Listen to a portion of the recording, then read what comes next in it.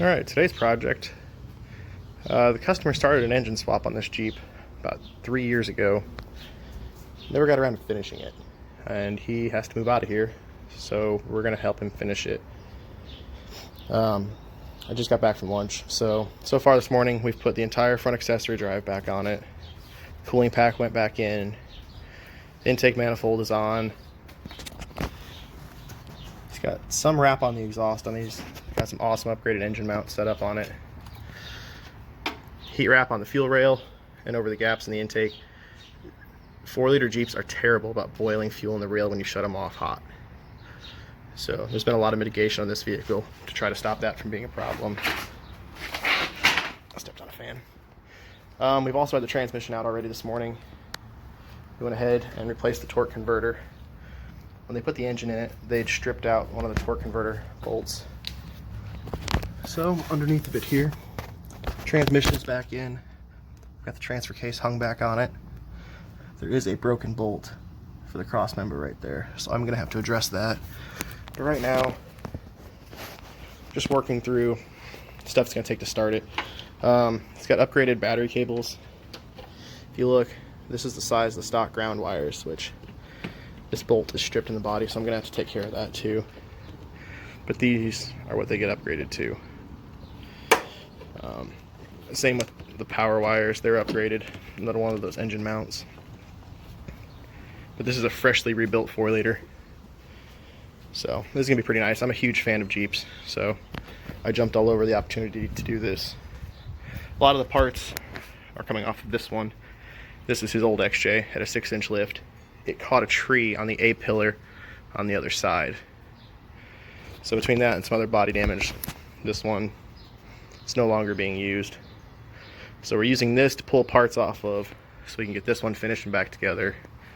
And then we're going to just go ahead and pull the rest of the lift kit off this one. And this one's going to go to scrap. But it's a good project. It's also wanting to do a Dana 30 high pinion swap. So this is a later 4-liter XJ. You can tell by the fact it's got coil packs, not a distributor. The later ones have a low pinion Dana 30. So a little bit better ignition system. These made a little bit more power, but doesn't have the desirable axle under it. Which, he's got some other axles sitting over here. No, that's another low pinion Dana 30. So low pinion, high pinion Dana 30s is literally just the position of the pinion. Is it on the bottom or the top of the case? So this looks like another low pinion Dana 30 for an XJ. And I think that's a Ford 8.8. Could be wrong. I know we used to have a Mustang Cobra because there's a 5.8 sitting back on an engine stand out of it. That looks like an 8.8 Ford. Some nice tube bumpers and stuff. I don't think anything's wrong with the 4-liter in this one, but I know the transmission is bad, so I think I know we're pulling the transfer case out of it too. This one has, right there, a slip yoke eliminator kit. That's just a little update of what I've been working on with this Jeep. So this is my Sunday project. Should be on it this week, and I'll probably come back next weekend. He can only available on weekends to work, so I'm working around that schedule.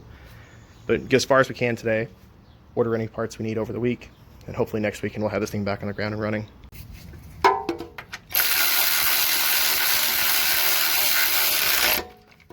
I know people have been complaining in videos lately that we weren't using hand tools on some of Dad's recent videos, or that we were only using hand tools.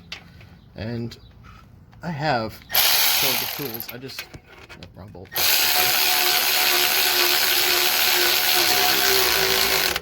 I have cordless tools, and on customer work, I use them quite frequently. But like the project we've been doing with Dad's bus lately, that's also just us having fun together, working on a project. So, you know, I do have them, I do use them, especially on customer work.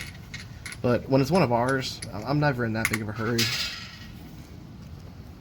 Well, we got the Jeep done, so I went to Yats to get some food. If any of you guys are from Central Indiana and you like Cajun food, you gotta try Yats. It's some of the best stuff out there. Pulled out behind this BMW. We both left from the same place about 2 lights back, and the thing smoked out all of US 36. Let's see if it's gonna do it again. Well, there's a little bit of it. I mean, I kind of feel bad for the guy. It's a 740, so it's a V8 BMW, and it's burning consistently under power. It's not a cheap fix. I should give him a business card. I haven't put a V8 BMW together in a while. Be a fun project.